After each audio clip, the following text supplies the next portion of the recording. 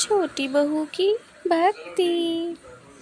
मेघा अपने परिवार के साथ रहती थी। मेघा के 2 लड़के थे।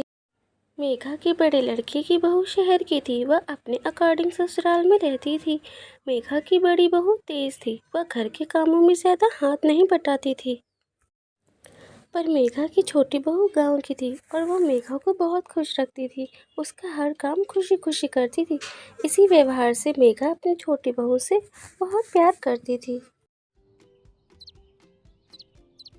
माँ जी, आप स्वाति से ही इतना प्यार करती हैं, मुझे नहीं करती। तभी तो उसके लिए आप बाजार से कुछ न कुछ लाती रहती हैं और मेरे लिए बस छोटी सी चीज़ें। ऐसा क्यों करती हैं माँ जी आप? बहू, मेरी छोटी बहू मेरा हर काम करती है, मेरी सेवा करती है, मेरा हर चीज़ का ख्याल रखती है। और तुम तो बस थोड़ा ही बहुत इधर उधर कुछ न काम किया, बस अपने कमरे में घुसी रहती हो और सोती रहती हो। पर माँ जी, आप तो जानती हैं ना, मुझे घर का काम करना पसंद नहीं। जितना करती हूँ उतना ही बहुत है मेरे लिए।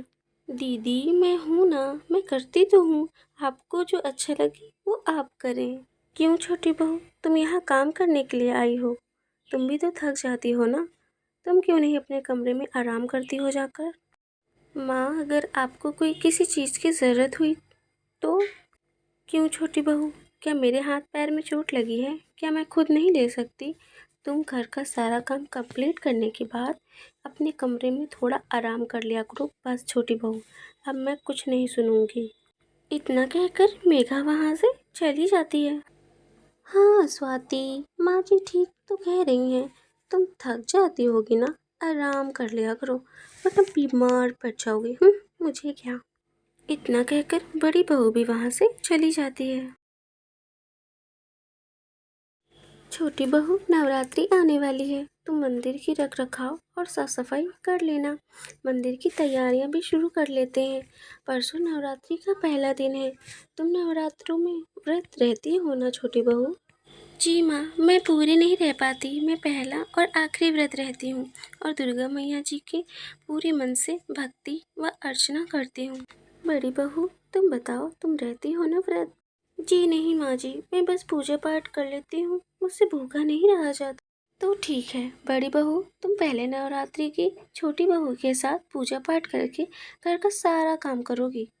मैं भी दीदी के साथ काम करवाने में मदद करूँगी। नहीं छोटी बहू, हमारे यहाँ व्रत में घर के झूठे बर्तन और कामकाज नहीं करते, अच्छा नहीं माना जाता है। तुम पहले नवरात्रि में कोई काम नहीं करोगी, सारा काम बड़ी बहू ही करेगी। क्यों बड़ी बहू, सारा काम करोगी ना?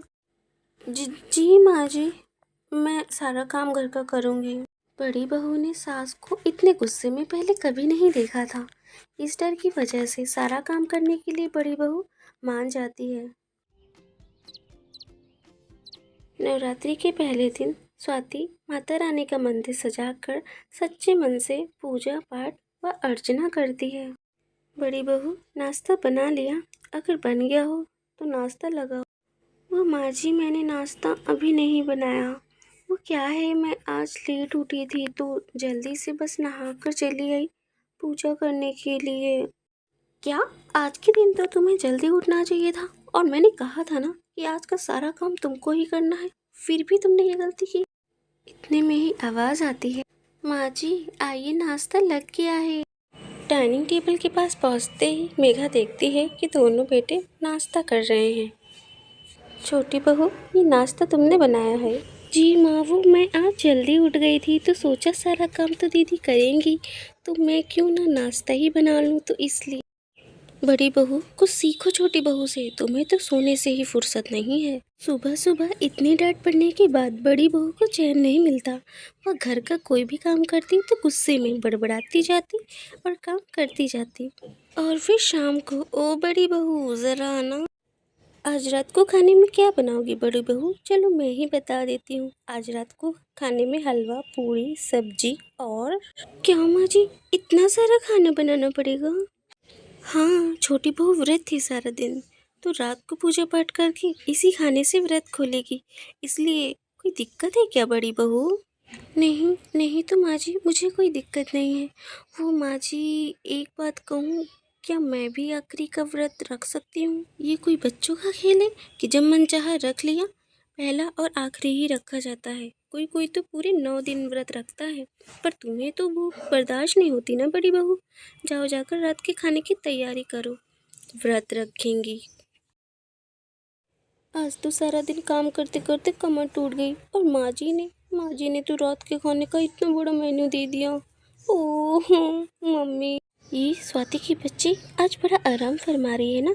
कल देखना मैं इससे कितना काम करवाऊंगी। मेरी बात तो टालेगी नहीं।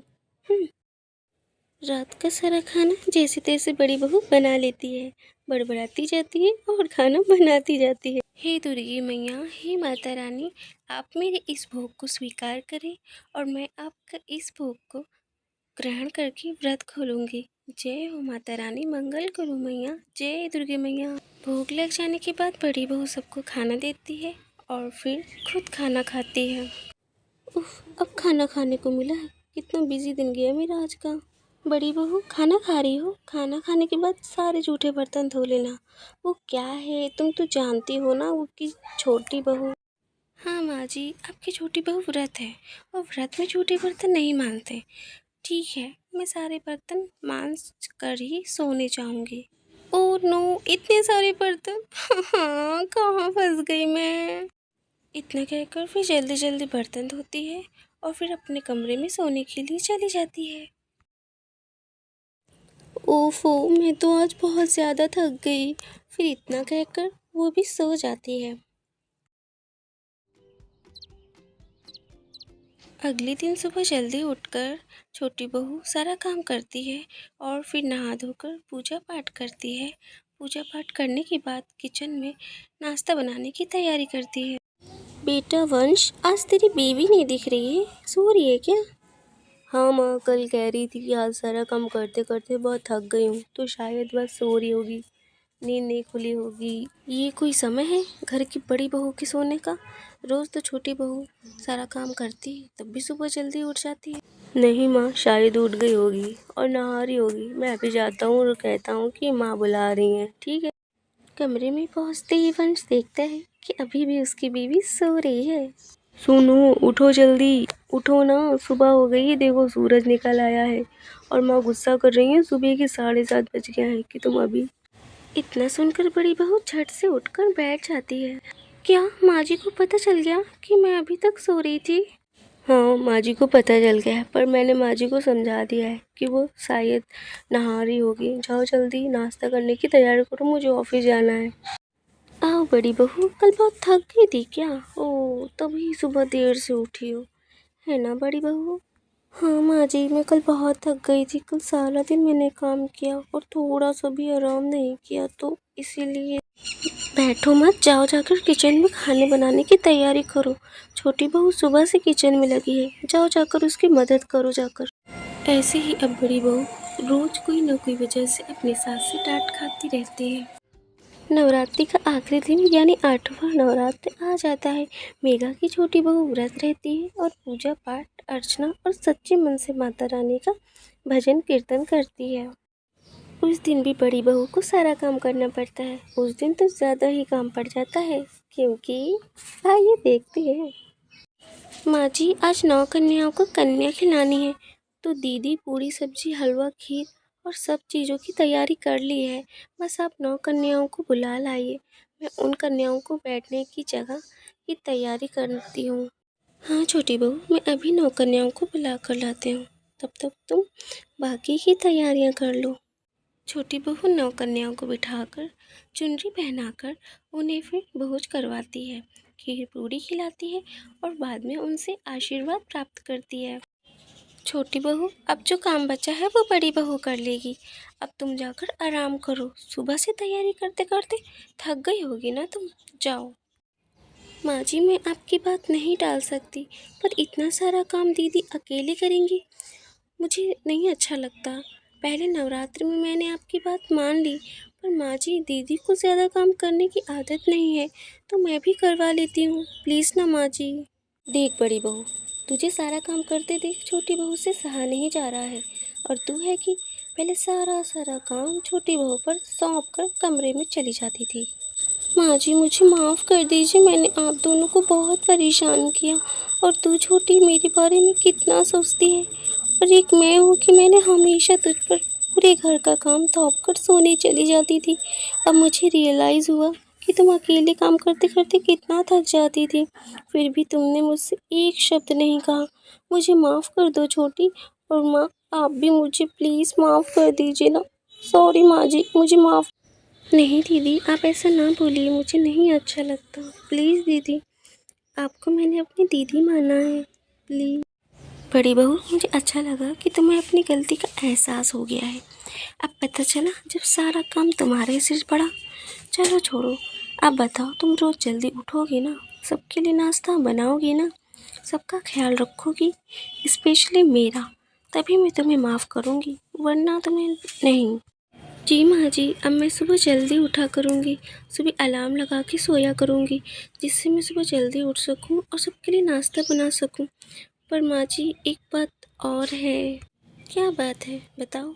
जैसे आप छोटी से इतना प्यार करती हैं और प्यार देती हैं, वैसे ही आप मुझे भी करेंगे। मैं तो करूँ, बिल्कुल करूँ।